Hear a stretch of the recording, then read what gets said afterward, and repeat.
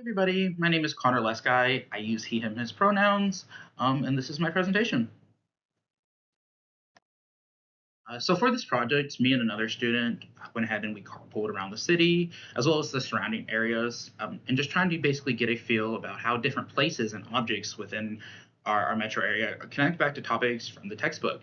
For these photos, I mainly wanted to focus on areas of the neighborhood, particularly how they connected back to how urban functions impact the people that live there. I'm a firm believer in this idea that once you settle in a neighborhood, especially in a city as big as Louisville, that's how you're going to perceive that city moving forward, unless you move out of that, which unfortunately is not the case for many people. So as you all know, as throughout this course, we've talked about it many times, but cities are oftentimes, whether it's intentional or unintentional, are built in a way that negatively impact our people that are already vulnerable. So that in this case, it could be people of color who tend to be impacted by gentrification, or disabled people who, due to the unwalkability of our cities, oftentimes find it hard to just live a normal life. So as you will see, as I show you these photos, this is how Louisville as it is, or at the very least how I see it. And this includes the many flaws that we must work out to be better, to be more equitable. And so to be able to get to the steps to do so, we first have to talk about it.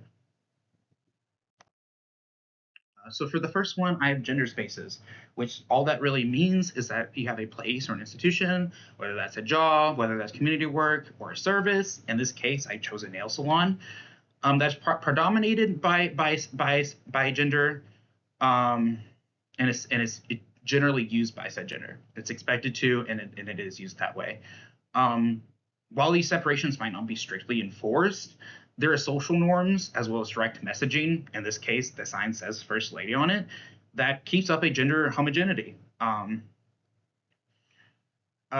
culture is currently in a big transition in the way we view gender and gender norms. More than ever, we see men painting their nails and dressing more femininely.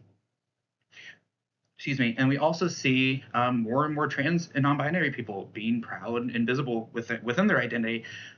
So such this kind of language, even if it might seem small, really comes into question. It's understandable that women would want safe spaces. Of course, we live in a patriarchal society, but we also want to be careful that we're not being hypocritical, that we are not reinforcing these cis hetero normative norms that are also a feminist question, something that we have to deal with in such a gendered culture. So the question right now is then how do we do this in a way that is both inclusive and equitable? Making sure those people still feel safe to enter these places, even if they are predominantly safe spaces for women. That is the question that we have, and it's something that we have to deal with if we want to, like I said, we want to be more inclusive.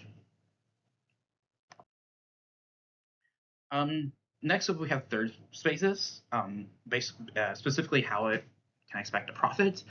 Third spaces is a term coined by sociologist Ray Oldenburg, and it is defined as an area that is neither public or private, but rather something in the middle that encourages some level of sociability and conversation, while also providing some sort of safety that could have otherwise gotten a hand in a relatively public space or a private space.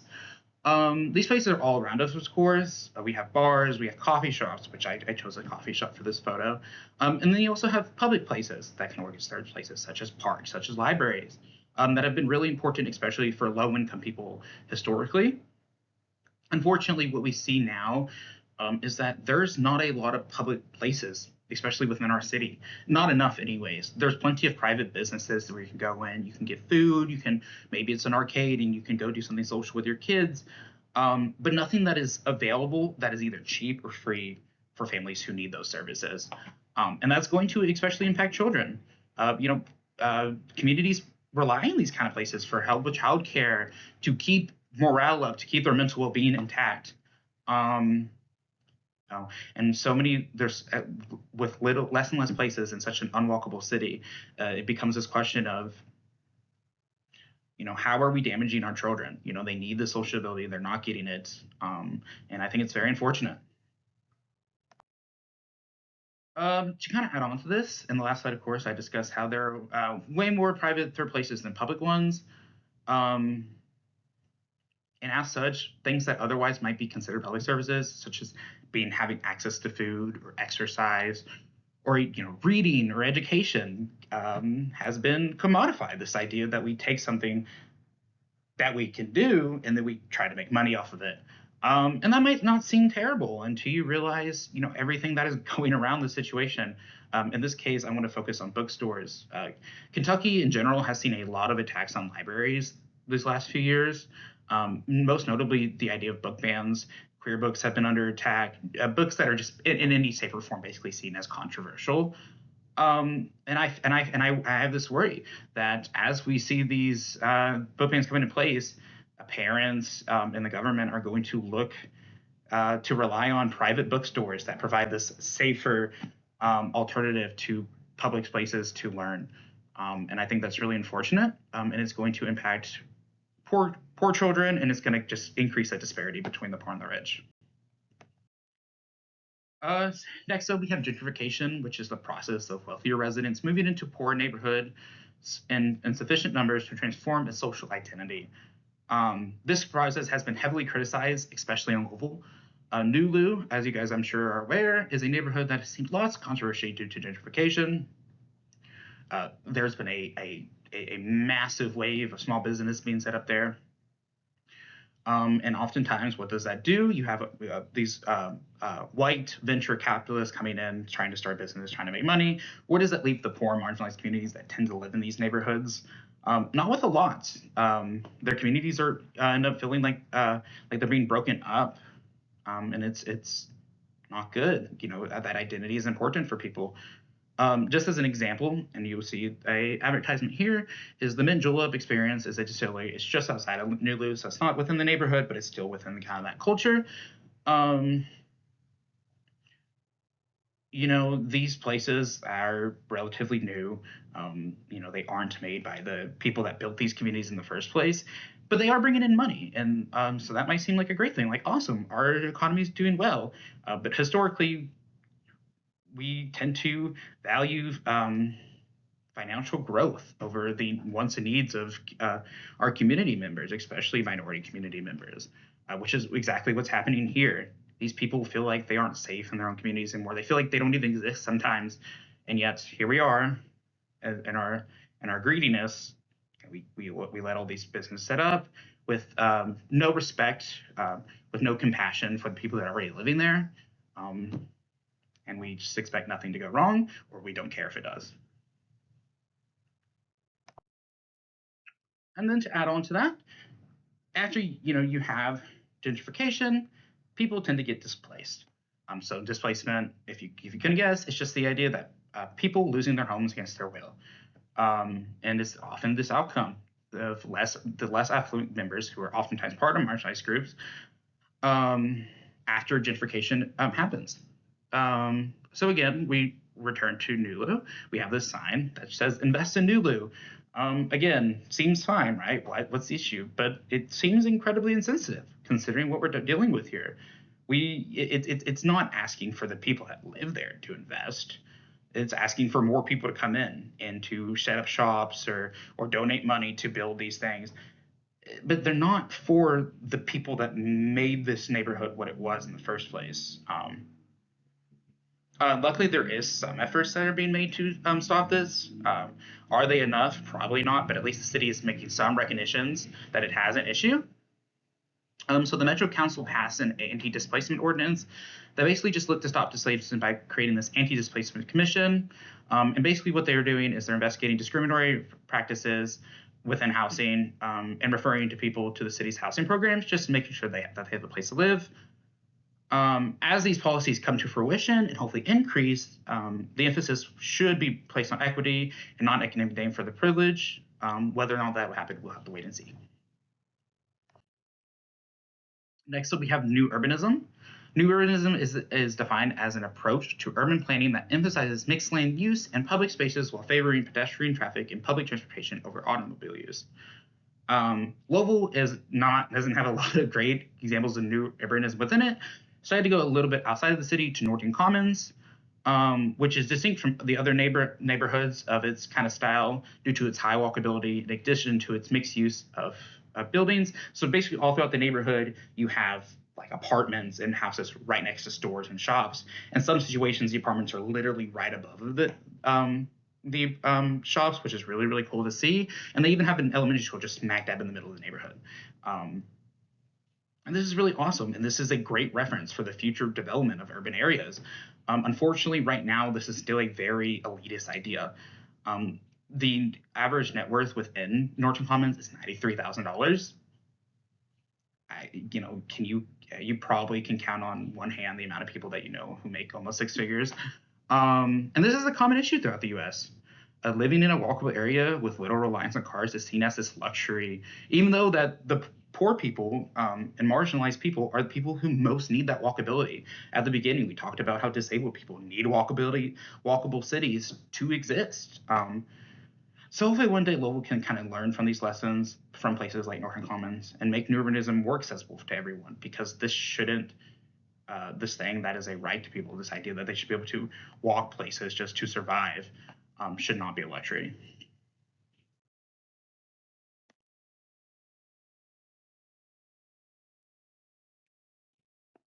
Next up, we have central place functions.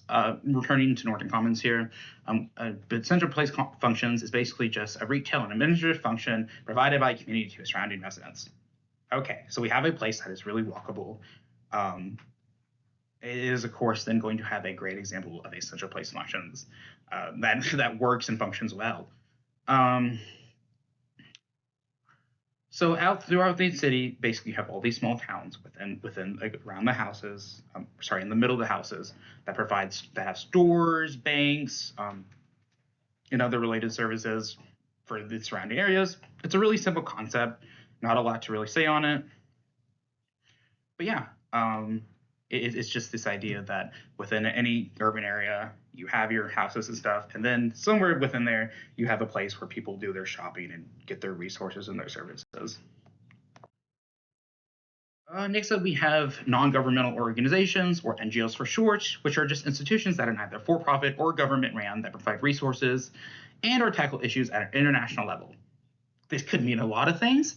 I chose the Salvation Army, one because they have a lot of locations in Louisville, and also because I think it shows an interesting intersectionality with religion, which often is something that isn't really surprising considering we live in a predominantly Christian culture. But yeah, I think this is a great example of how different different urban topics are interconnected.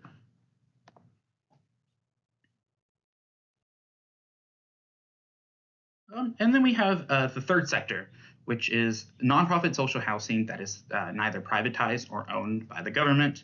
We have, once again, one of those more middle grounds, which, as if you couldn't tell by now, a lot of people rely on probably more than they should need to. They should probably just have these resources because they're needed to survive, but that's besides the point. So for this, I chose a group in Louisville called the Housing Partnership Inc., which basically what they do is they educate people on the process for home ownership or renting, and they also provide opportunities for affordable housing and renting.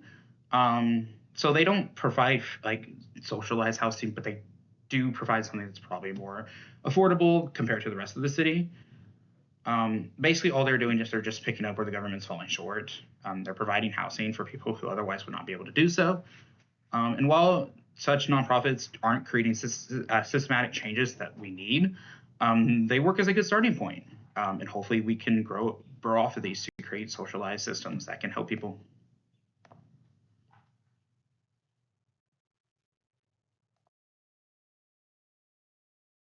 And then last but not least, just to end it off with something less serious, because we've been talking about a lot of unfortunate things. We have social control, which is just this idea that there are social mechanisms or arrangements that encourage people to obey rules and discourage them from disobeying them. Simple enough. And this can mean a lot of different things. It could be super serious things that prevent people from committing crimes like robbery or murder, just discrimination. But I didn't want to do that. So instead, we have a crosswalk. But I think crosswalks show a good example into how even the smallest things within an urban place can hold a lot of weight. So directly, of course, a crosswalk, what does it tell us? It tells us when it's safe to cross the road, and it says as a reminder that we have to follow the law. Or in my case, if you don't really care and you're good with jaywalking, when to break it. Um, they also do have some indirect things too. For example, a sidewalk, if it uses audio for accessibility purpose, that may indirectly remind us to be mindful of other individuals who may be disabled, something that we forget to oftentimes in our daily lives. Or more maliciously, and might come off as slightly jokish or conspiracy theorists, they remind us that at the end of the day, cars are at the center of urban life and should be planned around that way. That you should be the one to watch out for cars, not them watching out for you. This is all to say that social control is complex, and even the little things matter, and you should bow down to your automobile overlords. In conclusion, Louisville and its surrounding areas make for a very fascinating but very depressing case study as to what American urbanism looks like, both from a city planning perspective and a sociological one. To kind of conclude this, I'm going to break it up into the good, the bad, and the future. There's a lot of bad, if that wasn't obvious. Throughout this course, like I said, we have learned how many urban policies and functions such as suburbanization, redlining, and gentrification serve the purpose of creating dismay and destruction towards marginalized communities. Louisville is not any different, definitely not any different. Whether it's the gentrification and displacement in Nulu or the lack of public third places that children and marginalized communities rely on, Louisville is a city that has given birth to a racist and discriminatory policy and structure. There is some good. Throughout this project, I saw that many bright and diverse communities in the city are working to try to help and create these changes. And while this goodness does not excuse that bad, it does give the foundation for a city that values community and growth and equity. And then so this brings us to our future, in which I see two outcomes. Louisville can continue its current trajectory and continue to become this very de facto segregated city that is also, less seriously, but it makes it very boring.